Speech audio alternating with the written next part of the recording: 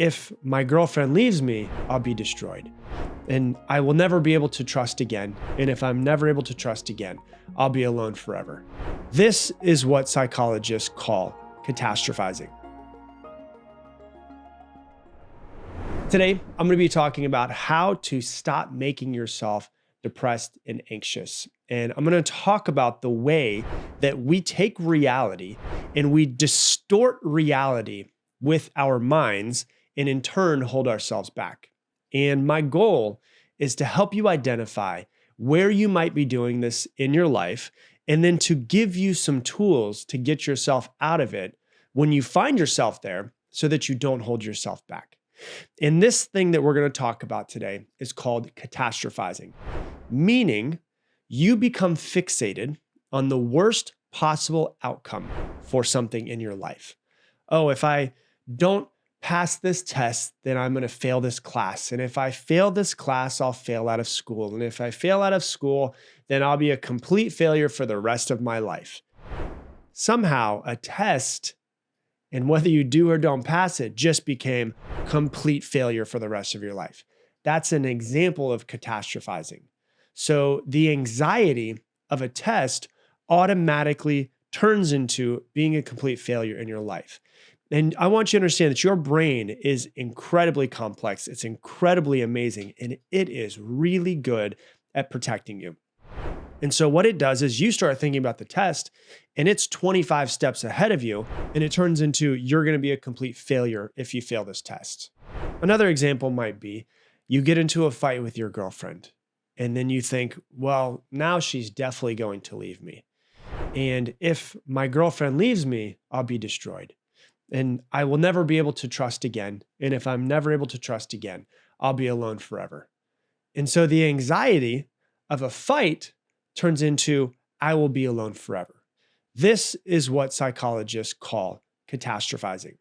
Psychologists also call catastrophizing magnifying. You're taking something that is small, that you probably won't remember in 5 years, and turning it into something massive as a protection mechanism. You're making a mountain out of an anthill. And so the natural question that we should ask ourselves in this situation is, why do we do this? Well, we think that it serves us, but it's actually what it's categorized by scientists and psychologists as what's called a cognitive dysfunction. It is a dysfunction that we have that goes on in our minds. We think that we're protecting ourselves, right? We think that we're protecting ourselves. If my girlfriend leaves me, then I won't be as let down because I was expecting this anyways. And so we think we're protecting ourselves in some sort of way. If I fail this test, I won't be as surprised because I knew it was going to happen. It also, in a way, justifies us not taking the right action or getting ourselves out of our comfort zone or trying something new because we don't want to be let down. See? Protection mechanism. It feels better in the short term, but in the long term, it feels terrible. You don't start your business because you think that you'll fail. So you don't want to feel like a failure. So in the short term, you decide not to go after building your business, but you'll never be successful in the long term. So it feels better now. In the long term, it's not going to feel very good. You don't ask someone out because you're afraid. And so in the short term, you won't be rejected, but in the long term, you could be alone if you don't overcome that. And so catastrophizing at its core is an attempt to avoid feeling something.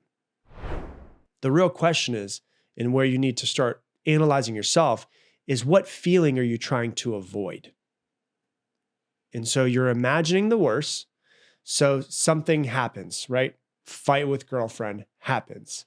Then there's something that's called a thinking error, that she is going to leave me and that you'll be alone forever. So the best way to help yourself is to develop the awareness of your thoughts, to start paying more attention to what you're thinking inside of your head. We usually think that if we imagine the worst, we can prevent it, but that is completely false. Usually, if we imagine the worst, we create worse circumstances. because what we pay attention to is what we create in our lives. And researchers have actually found that catastrophizing actually worsens both your physical and mental outcomes. So in other words, you will make the situation ultimately worse than it originally would have been because you're seeing the worst, and that seeing the worst usually invites the worst. And we usually invite in exactly what we're trying to avoid. And so instead of thinking about the worst that could happen, I'm just going to give you a little tip about what we're going to go into in just a minute, is imagining, if you're going to imagine the worst that could happen, imagine the best that could happen as well. So let me give you a couple of examples just so it kind of makes more sense. Let's say someone has chronic pain and they think about the pain and they think about the pain and they speak about the pain to people. Their brain focuses on the pain, which makes it more painful. That's your brain focusing on the problem, which magnifies the problem. Let's say, I'll give you another example, that someone is misdiagnosed with ADHD. It becomes their story and it becomes truth to them. The amount of times that I've heard people say, Rob, I have ADHD, in the past 3 years is probably 10 times more than I've ever heard it in my entire coaching of 19 years before this. And so they say, oh, I can't build a business because I can't focus, because I've got ADHD. That's my deficit. And they get a job because they believe they can't focus. And then they get fired because they can't focus. And the interesting thing, I've done a lot of research on ADHD recently. ADHD diagnoses have gone up 30% in the past 8 years. And studies have found that at least 20% of people are misdiagnosed with ADHD. And for all of the people that I keep hearing say that they have ADHD, statistically, only about 4.4% of adults actually have ADHD. And so what I've really found is that a lot of people are thinking to themselves that they have ADHD because they have concentration problems, and they have concentration problems because they're constantly being bombarded with their cell phone and with emails, and they have no moment for their mind to rest. And so their mind is all over the place and they're all scatterbrained all the time. And they either self-diagnose, oh my gosh, I have ADHD, or they go to a doctor who is not as qualified and they say, hey, here's what's going on. I can't concentrate because of all of the stuff they're doing throughout their day that's making them not be able to concentrate. And the doctor's like, oh, well, then you have ADHD. Just do some research. If somebody has ADHD, do some research on it and just see how wild it's gotten in the past few years with the doctors misdiagnosing people with ADHD. And the interesting thing about ADHD, because I have so many people that come to me and say it, is that people with ADHD actually concentrate better than people who don't have it. That's one thing that you don't hear. Now, there is a caveat to that. It has to be something that they're interested in. If somebody has ADHD and they're doing something that they're not interested in, they have a very low BS meter for ADHD. And so the reason why I'm going off on this is because we can see how if somebody is misdiagnosed with ADHD and they make it their story, then it actually starts to hold them back even more. And so then we start to think like, am I imagining the worst? I have ADHD. I'm not gonna be able to build a business. I won't be able to be successful. I might as well just get a job. Oh my God, I can't focus on this job because I have ADHD. There's probably a problem with me. There must be a problem with my brain. Oh, I'm probably never gonna be successful. And so that's what tends to happen, I found, with a lot of people. And then you gotta ask yourself, am I imagining the worst in this situation? And if I am imagining the worst in the situation, I at least, if I'm on one side of the table, I need to at least go to the other side of the table and imagine the best. I can't just allow myself to think only this thing is possible. If I'm going to think that this thing is possible, then I'm going to have to challenge myself to think that this other thing is possible. So if I'm imagining what is the worst that could happen, then I need to take a step back and say, okay, if I'm imagining the worst that could happen, I also need to take a step back and see and imagine what's the best thing that could happen. Because usually it doesn't end up in either one of those. It doesn't end up in the best. It doesn't end up in the worst. It usually ends up in the middle for most things. So let me give an example of exactly what I mean, right? Let's say somebody has social anxiety and they want to go out to the mall. And so they imagine they go out to the mall and then they get nervous and they have a panic attack in the mall. And they think about it and they feel how embarrassing that panic attack would be in front of other people. And then they think to themselves, well, it would just be easier to stay home. And so over time, this develops into a pattern of never leaving the house. All we did was talk about leaving the house and going to the mall, but they imagined the panic attack and how embarrassed they would be and what it would feel like. And so that's a version of catastrophizing. It's easier not to go through that. So I'll just stay at home. And if we do this enough, it turns into a pattern of never leaving the house.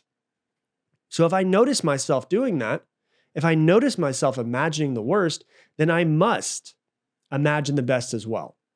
So what is the best that could happen then? Well, the best thing that could happen is I could go to the mall and everything is great. And I get my shopping done and I buy what I need. And then maybe I'm walking by the food court and I see a friend that I haven't seen in a while. And we decide, hey, let's go and get some coffee. And we go and get coffee and we catch up and we have such a great time. We decide that we want to hang out again and go get some dinner next week. And I have an amazing day, all because I left the house and I went to the mall. And I come home with what I needed and I feel great about myself and I feel great about my trip and I feel great about reconnecting with a friend. I feel great about the fact that I'm going to see them again next week. We might as well imagine both scenarios, right? Either way, the future is completely uncertain. We have to accept the uncertainty. So what you want to do is start taking yourself out of the catastrophizing, because if you're catastrophizing, you're focusing on what you don't want. And so many people have been trained to focus on what they don't want. So what I want you to start doing is to focus on what it is that you want. What do you want? I remember watching a video a couple years ago of a guy that brought a lady on stage. And he's like, I want to show you guys something. So she comes on stage and he has a chair on one side of the room and a chair on the other side of the room. And he goes, I want you to go ahead and sit in this chair. And this is the do not want chair. And I want you to tell me all the things that you don't want. And she's like, well, I don't want this and this and this and this and this and this. And she goes on for a couple minutes. He goes, is there anything else? And she's like, well, I don't want this and this. He goes, okay, anything else? And she eventually gets to the point, she's like, no, nothing else that I could think of. He goes, okay, I want you to go to the other chair that's across on the other side of the room. And I want you to tell me what you want. And she's like, okay, well, I want this. And I want this. And I want this. And then she goes, but I don't want this. And I don't want this. And he goes, hold on. No. You're not in the don't want chair anymore. You're in the want chair. And the reason why this is important to bring up is because so many people are focusing on what they don't want all day long, that very few people actually know what they want because they never actually focus on it. And they think by focusing on what they don't want that they will get what they want, but that's not the way that it works. You won't get what you want by focusing and trying to avoid the things that you don't want. You will only get what you focus on. So if you're focusing on what you don't want, what do you think you're going to get? More of what you don't want. So you've got to consciously understand my brain, because it is a protection mechanism, will focus on what I don't want. It will focus on the negatives. It will catastrophize sometimes. That is a protection mechanism. That is how our species stayed alive. But if you're trying to create a great life, you can't let your brain just run off to its own devices. You've got to be the one that's in control of it. And you got to wake up each morning and be very intentional about focusing and paying attention to what it is that you want. It's okay to think about what you don't want, but it's not okay to only think about what you don't want. You've got to also focus on what you do want. If you're going to focus on the worst, you've also got to focus on the best. You've got to play both sides. And so the first part of all of this is to become more aware. You cannot change anything that you're unaware of. And so if this is hitting home with you in some sort of way, I want you to start becoming more aware of your thoughts in the moment. If you notice yourself starting to feel bad, if you notice yourself starting to shift, your body not feeling as good as it was, start feeling anxious or worried, something happened in your thought patterns. So you've got to ask yourself, and this is what they ask in cognitive behavioral therapy, to ask yourself, what was I just thinking? I noticed my body shift. I noticed myself getting anxious. What was I just thinking? I need to now become aware of my thoughts. Now I'm becoming aware of my thoughts. Because if I can become aware of my thoughts, now I can start to change my thoughts. So first piece is your awareness. The second thing you need to do is you need to challenge your thinking. When you notice, oh my gosh, I noticed myself thinking about this one thing that is making me anxious. Okay, well, the next thing you need to do is called cognitive reframing, which is challenge what you're thinking. Well, and that was the example I gave them all. Well, if I'm thinking of this, then I need to challenge that and also see that this is a possibility as well. Is it possible that I am just catastrophizing? Is it possible that I could go out to the mall and I could have an amazing day? Is it possible that I won't have a panic attack? Challenge your thoughts and try to poke holes into the thoughts that you have to prove that they're not truth.